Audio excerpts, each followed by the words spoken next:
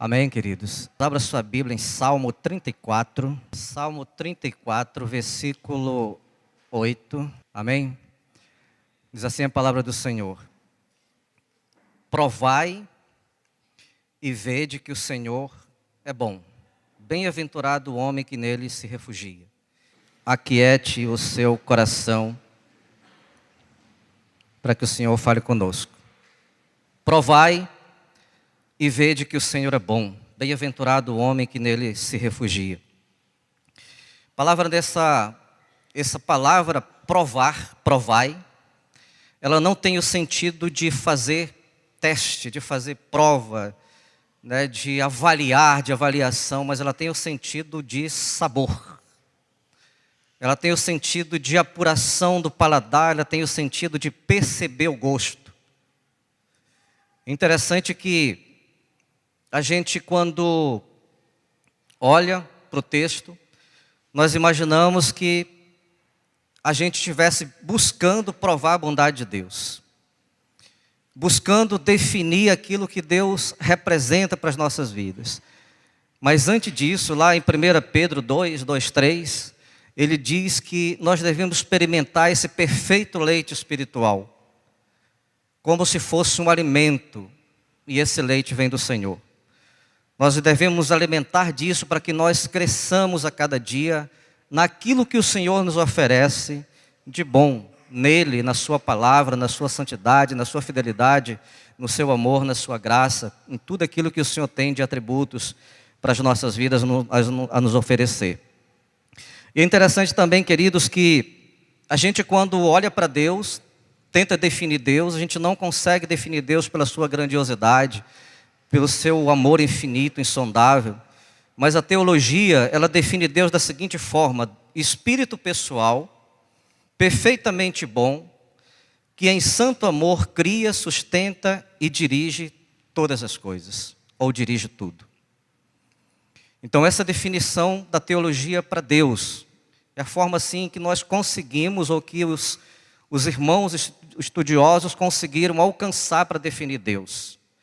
E é interessante que a bondade de Deus é um atributo moral pelo qual Ele concede vida e bênçãos para todas as suas criaturas. E a bondade de Deus é uma das maiores verdades que existe na palavra de Deus. A gente cantou ainda há pouco aqui sobre a bondade de Deus. E é verdade que a bondade de Deus é algo que nos alcança de uma forma sobrenatural, de uma forma grandiosa, de uma forma assim que nós não imaginamos. Tudo que nós pensamos, tudo que nós falamos, tudo que nós fazemos, a forma como nós nos comportamos, depende da bondade de Deus. Depende da bondade de Deus. Se a gente se locomove de um lugar para o outro, se a gente tem braços, pernas perfeitos, se nós temos sentidos perfeitos, depende da bondade de Deus. Se nós alcançamos alguma coisa, se nós realmente granjeamos alguma coisa, depende da bondade de Deus. Imagina você se faltar a sua voz, se faltar a sua visão, se faltar seus membros, se faltar a possibilidade de você ir e vir, o que seria de nós, o que será de nós se a gente não tiver isso? E você pode pensar que algumas pessoas que não têm, elas conseguem mesmo assim se valer da bondade de Deus. Elas conseguem realmente fazer aquilo que muitos que têm membros perfeitos, mãos e braços e pernas, né, sentidos, faculdades, elas não conseguem fazer, mas aqueles que se alinham ou creem na bondade de Deus, elas conseguem realmente fazer algo dessa forma. Então é interessante, queridos, que Deus, Ele está nos falando a cada momento, a cada dia, para que a gente se valha dessa bondade, para que a gente busque conhecer de perto essa bondade, para que a gente experimente dessa bondade. E quando Ele fala para você que o sabor é como se você estivesse fazendo um experimento no sal, no açúcar, no amargo, com a ponta da língua. É um dos órgãos mais sensíveis. Você consegue definir perfeitamente esses três sabores. Então ele dizendo, olha, prove, perceba essa bondade, porque ela está à sua disposição e você só precisa se achegar. Uma outra coisa interessante é que quando você percebe essa vontade de Deus. O texto de 1 Pedro 2, 2, 3, depois você dá uma lida em casa, vai estar também no esboço, né, no roteiro. Enquanto não regenerado, comentário desse texto, enquanto não regenerado, seu gosto é viciado e permanece inalterado. Mas na conversão, um novo gosto é dado, de modo a ter um conhecimento experimental, salvador da graça e da bondade de Deus em Cristo Jesus. Enquanto nós não conhecemos o Senhor, nós temos, de fato, um gosto viciado. Quando nós conhecemos o Senhor, esse sabor, ele vai sendo alterado. Jeremias 48, 11, ele diz um texto lá muito interessante, que a gente estudou tempos atrás, e ele fala do vinho, ele fala das fezes do vinho, ou seja, do borralho do vinho. Ele fala dessa mudança de odre que vai acontecendo, as etapas que vão acontecendo, exatamente no sentido da conversão. A cada momento que a gente se encontra com o Senhor, a cada momento que nos doamos para Deus, essas etapas vão sendo feitas, construídas, e nós vamos mudando de sabor em sabor, até chegar naquele que o Senhor deseja. Jeremias 48, 11, depois você confere esse texto lá. Muito interessante, ele está falando de Moabe, né, mas fala também da sua igreja. E é interessante que no texto de 36 também de Jeremias, ele faz uma referência a Moabe, mas no final ele fala assim, olha, eu vou cuidar de Moabe, mas eu vou cuidar pelos antepassados, por aquilo que foi feito.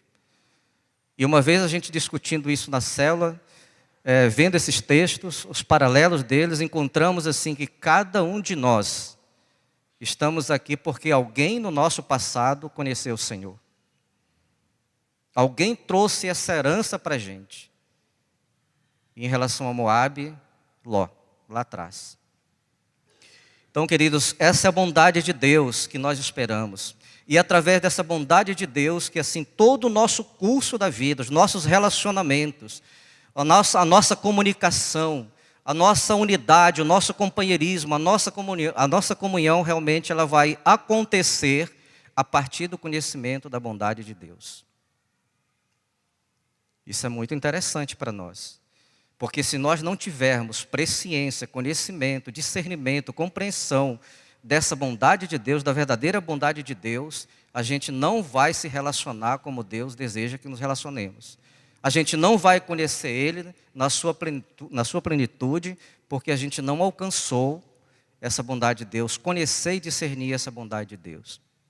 Então, assim, baseando nisso, eu quero falar com a igreja alguns tópicos em relação a essa questão da bondade de Deus. Primeiro, todo pecado é um insulto contra Deus. Isso é fato. Criança ou adolescente já sabe que todo pecado é um insulto contra Deus. Mas é interessante assim que quando Deus, Ele requer isso da gente, Ele tem algo muito mais firme. Ele tem algo muito mais grande. Ele requer de nós alguma coisa mais profunda do que simplesmente nós acharmos que todo pecado é um insulto contra Deus. Por exemplo, quando falamos alguma coisa que Deus não disse, quando falamos que Ele fez alguma coisa que Ele não fez, quando sugerimos alguma coisa na Sua palavra, quando inferimos alguma palavra aos nossos irmãos, às criaturas, como Ele diz na definição, Ele sustenta, né, a bondade dEle concede bênçãos e vida, concede vidas e bênçãos para as suas criaturas. Entenda-se, toda aquela pessoa, imagem e semelhança de Deus, não necessariamente as pessoas que estão no nosso contexto de igreja, mas todos aqueles que são realmente imagem e semelhança do Senhor. Não interessa se essa pessoa é aquela que nós chamamos de ímpio, de descrente, é uma criatura de Deus. Então, toda vez que nós falamos contra essa pessoa, nós estamos insultando a Deus, feito a sua imagem e a sua semelhança. Vai guardando aí. Então, queridos, lá no texto de Levítico, trabalhamos isso também na palavra do pastor Reinaldo semana passada, Levítico 19, a palavra diz que quando nós fazemos isso, quando nós inferimos alguma coisa a alguém, quando nós falamos aquilo que Deus não disse, quando nós dizemos que a sua palavra diz aquilo que Deus não diz. Quando nós atribuímos a Deus alguma coisa, nós estamos profanando o seu nome. Se você olhar no capítulo 19 de Levítico, ele tem uma série de situações que nós precisamos ver em relação aos nossos relacionamentos. E chega um momento que ele fala assim, olha, eu te dou permissão para você chegar ao seu irmão, para você confrontar o seu irmão, mas em particular. Mas eu não te dou permissão para você fazer isso publicamente. Nós vivemos, nesse momento, um período assim de grandes aflições, eu falo na igreja. Pessoas enfermas na igreja, pessoas que estão acometidas de alguma doença, de alguma enfermidade, pessoas chorando seus mortos, pessoas com alguma dificuldade emocional, ou alguma dificuldade relacional, familiar. E nesse momento que nós estamos passando isso, nós ouvimos conceitos no meio da igreja, dizendo que essa pessoa passa por isso porque está em pecado. Passa por isso porque abriu uma brecha. Passa por isso porque deu legalidade. Passa por isso porque Satanás está dominando sua vida. Inconcebível. Inconcebível. Porque a palavra de Jesus falou para os discípulos, quando vocês chegarem numa casa, preguem, anunciem o reino, anunciem que está chegado o reino dos céus. Ensinem. Se houver enfermo naquela casa, então vocês curem. Não foi para a gente encontrar motivos, não foi para a gente falar que alguém está passando por isso, por aquilo, porque cometeu tal coisa. É o juízo de Deus sobre ela. O Senhor não nos chamou para isso. Para com isso. Satanás, ele não tem poder sobre isso. Até como o pastor Marcos fala, até o diabo é do Senhor. Nós asseveramos, criamos conceito no meio da igreja de que isso acontece porque alguém está passando por alguma dificuldade, fez alguma coisa, está em pecado, deu uma brecha, deu uma legalidade, permitiu que Satanás cirandasse na sua vida, por isso que ela está desse jeito. Irracional, queridos. As famílias estão clamando, estão chorando, estão querendo a cura dos seus entes queridos, elas estão querendo que ele seja alcançada. E o conceito no meio da igreja é que essa pessoa tem alguma coisa, está passando por isso porque está merecendo. A gente vai ver que Deus, que a palavra de Deus, ela desconstrói essa ideia. E se nós pensarmos dessa forma, vamos imaginar que nós estejamos certos. Vamos imaginar que o que nós estamos falando em relação a isso é correto. Então nós estamos concordando com Epicuro, um filósofo grego, lá 270 a.C., que ele falava a mesma coisa. Se de fato alguém está doente, então Deus não é poderoso. Ele não é onipotente. Se de fato a pessoa está passando por um mal, e ele não age, de fato assim ele não é onisciente. Se de fato a pessoa está acometida de alguma coisa, e ele acreditava que Deus, infinito, ele não podia se relacionar com suas pessoas, suas criaturas finitas. Ele não era ateu. Mas se ele não consegue fazer o bem, mesmo sabendo que o mal está ali, se ele não consegue debelar esse mal, destruir esse mal, então esse Deus não é bom. Porque ele está deixando suas criaturas sofrerem, né? Está deixando suas criaturas passarem por aquilo que elas estão passando. Então ele não é bom. Ele não é onipotente, muito menos onisciente.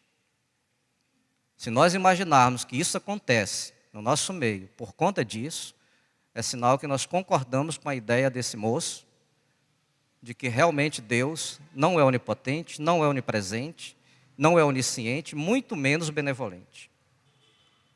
Caminhamos. 2 Reis, capítulo 4, versículo 38. Ele fala da história de que Eliseu, Ele chegou para o seu moço e fez assim: olha, Geazi, você vai fazer um cozido. Havia uma fome extrema naquela terra, naquela região. Você vai fazer um cozido e vai dar para os filhos dos profetas. E Geazi fez. Só, queridos, que um dos filhos dos profetas achou que ele podia melhorar aquele cozido e saiu para buscar ervas no campo. E começou a colher ervas no campo. E trouxe, pegou aquelas ervas e colocou na panela. E quando eles começaram a comer, alguém falou assim: olha, morte na panela, tem alguma coisa errada, tem veneno nisso. E de fato tinha veneno. Sabe o que isso diz para a gente? Nós achamos que sempre nós podemos acrescentar alguma coisa à palavra de Deus. Nós achamos que nós temos a capacidade, a habilidade de pensar assim: olha, Deus não fez isso completamente. Sabe onde nasceu isso? No Éden. Essa história vem lá do Éden. Quando Eva olhou assim: olha, quem sabe Deus não errou? Tem tanta coisa aí, mas essa aqui é muito boa. Quem sabe Deus não errou? Por que a gente não acrescentar alguma coisa nisso? Por que a gente não achar que ele não foi suficiente para isso? Mais uma vez a gente vai se deparar com o paradoxo de Epicuro. Depois você veja quem é esse moço. Nós sempre, queridos, estamos querendo acrescentar alguma coisa àquilo que Deus não disse, aquilo que Deus não falou, aquilo que não está registrado na sua palavra. Queremos dar um jeitinho nisso. Quando fazemos isso, quando nos levamos a isso, a palavra fala em Jeremias 23:30 que nós furtamos a sua palavra. Lá os profetas começaram a falar muitas coisas a respeito de Deus, a respeito do que Ele fazia. E chega um momento que Deus fala para eles assim: olha, eu não mandei eles falarem, eu não mandei eles profetizarem. Tudo que eles estão falando é mentira porque eles estão furtando a minha palavra. Se nós de fato somos crentes, rendidos ao Senhor, conscientes da sua bondade, isso não pode passar no nosso coração. Nós não temos que estar dando jeito, ajudando. Sara foi querer ajudar também Deus. E olha o que deu. Até hoje eles vivem numa briga por causa de uma ajuda, de uma mãozinha, porque ela achou que Deus não era tão suficiente para dar um descendente, ela sendo estéril, seu marido já velho. Sempre nós estamos querendo fazer alguma coisa em relação àquilo que Deus nos fala. Depois, a gente olha lá para... Eu quero que você abra comigo esse texto, não vou só comentar. 1 Pedro 1.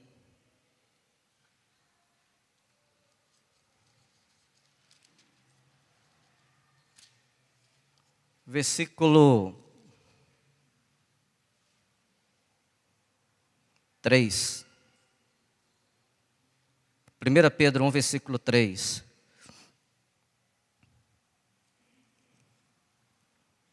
É um momento que assim a palavra desconstrói essa ideia desse determinismo. Tudo acontece porque alguém está em falha. Diz assim a palavra do Senhor, 1 Pedro 1, 3.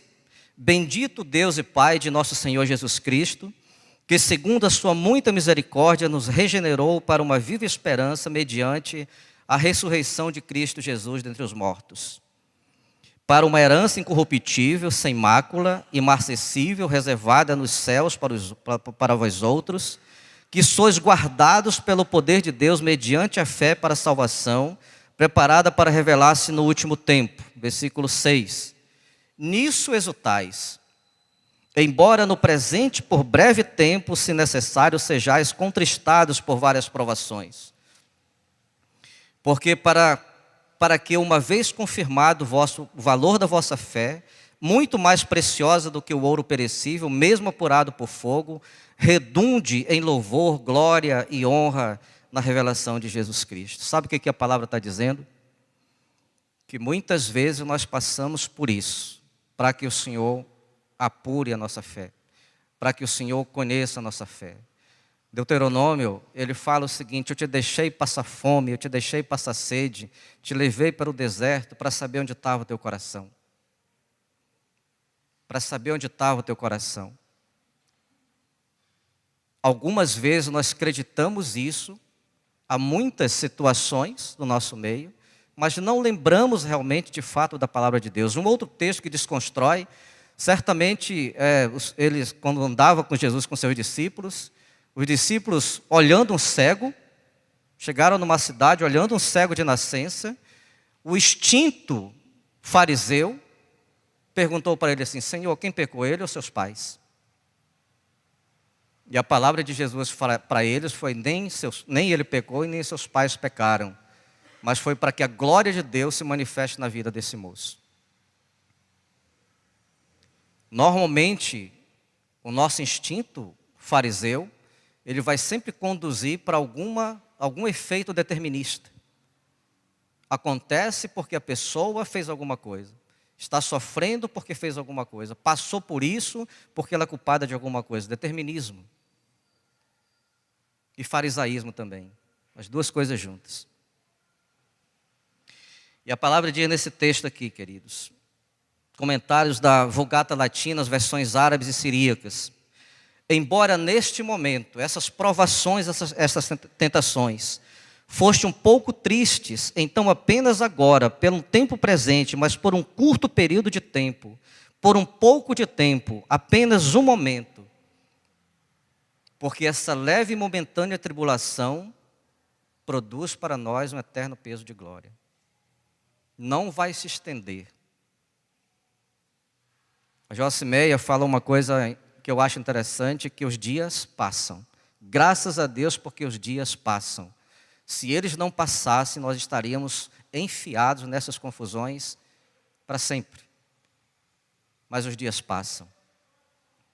E uma outra coisa, o que nos aconteceu, se agora são 10h30, o que nos aconteceu às 9h, não vai ter condição nenhuma de nos perturbar agora, porque a gente não pode voltar atrás, 9h, e consertar aquilo que nós estamos passando. As horas passam, os dias passam. Hoje nós estamos atribulados, amanhã nós estamos felizes. Choro pode vir à noite, pela noite, mas a alegria vem pela manhã. É a palavra. Amém? Uma outra coisa também que nós vemos em relação a isso, é que Deus, Ele rejeita a nossa autopiedade e a nossa autopromoção. Quando nós, 1 Reis 19, 9, 15, quando nós achamos que nós estamos sobrando, coloque isso no teu coração. Quando nós achamos que somos insubstituíveis, quando nós achamos que fazemos sozinhos, somos um exército de um homem só, todas as coisas acontecem por nós. Tudo acontece porque eu estou fazendo.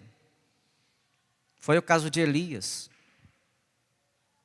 Ele vence 450 profetas de Baal, mais 400 de Azera. Depois Acabe fala que para Jezabel que ele tinha feito aquilo, ela promete matar ele e Acabe foge. E aí, queridos, Deus manda que ele volte pelo deserto, caminho do deserto. Deus se apresenta para Acabe, Deus pede para ele, pergunta para ele: o que está fazendo aí, Acabe? E a palavra de Acabe determinista: tenho sido zeloso pelo Senhor, o Deus dos exércitos, porque todos os filhos de Israel abandonaram a tua aliança, mataram os teus profetas à espada, só eu fiquei e querem tirar minha vida. Toda vez que você lida com uma pessoa determinista, ela vai dizer isso para você. A culpa é da liderança, a culpa é da igreja, a culpa é do país. Deus, ele dá mais uma oportunidade para Elias. Pergunta uma segunda vez: o que faz aí, Elias? E aí ele aumenta esse grau de determinismo. Tenho sido extremamente zeloso pelo Senhor, o Deus dos exércitos, porque eles, os filhos de Israel, deixaram a tua aliança, eles mataram os teus profetas à espada, só eu fiquei e procuram tirar minha vida. Sabe o que Deus fala para Elias, queridos? Volta pelo caminho do deserto, vai para Damasco. Chegando na Síria, você unge Azael, rei sobre a Síria. Depois você unge Joabe, rei de Israel, sobre Israel. E depois, Elias, para que você não fique fatigado, cansado mais, porque isso está te atribulando muito, porque você realmente está sendo só. O que você vai fazer, Elias? Você vai ungir Eliseu no teu lugar, profeta. E eu vou te promover. Simples assim. Já que você está sobrando, já que você não tem mais ninguém, ficou sozinho, já que você não sabe que eu separei 7.000 pessoas para estar com você, já que um servo meu separou 50, colocou 50 numa cova, 50 na outra, e você não considera isso, você é extremamente zeloso, cuidadoso. Você é insubstituível, então você vai ser promovido. O que Deus fez? Promoveu. Quando nós achamos que fazemos tudo, toda a congregação depende de nós. Nós somos o único, a nossa palavra é melhor, a nossa oração é melhor, o nosso trabalho é melhor. Está na hora de a gente ser promovido. Não há necessidade mais. O corpo não precisa mais dessa pessoa, nem de mim, nem de qualquer líder. No momento que eu acho que realmente estou sobrando, o corpo não precisa mais de mim. Eu tenho que ser promovido, ir para os céus, onde o Senhor quiser, mas Ele não precisa mais de mim. Isso é um fato. Uma outra coisa interessante, no contraponto disso, Moisés, quando Deus falou que destruiria, quando Israel pecou, com aquela história do bezerro de ouro, e Deus falou para ele assim, olha, eu vou destruir esse povo. Êxodo 32, ele fala assim, olha Senhor, o que dirá o Egito, o que dirão as nações se o Senhor fizer isso? Trouxe eles do Egito para esse deserto para matá-los porque o Senhor não conseguia levá-los até Canaã. No segundo momento ele fala assim, se o Senhor intentar fazer isso, então o Senhor me risca do livro também, porque eu não quero permanecer. Queridos, Deus não se agrada quando nós levamos a Ele uma queixa dos nossos irmãos. Os filhos de Israel abandonaram a tua aliança, mataram os teus profetas a espadas e só eu fiquei. Quantas vezes nós fazemos isso? Quantas vezes nós chegamos para Deus na nossa oração falando, olha fulano fez isso tal, Senhor, mas eu estou aqui buscando ao Senhor, estou me consagrando a Ti, Senhor. Moisés continuou. Por último, Salmo 94, 9 e 10. Se a gente imagina assim que Deus está com os olhos fechados, os ouvidos tapados para isso. Abra comigo Salmo 94, 10. 9 e 10. Eles procuram para Deus assim, até quando, Senhor? O Senhor vai ficar quieto? Até quando o Senhor não vai ver? Até quando o Senhor não vai ouvir? Até quando o Senhor não vai agir?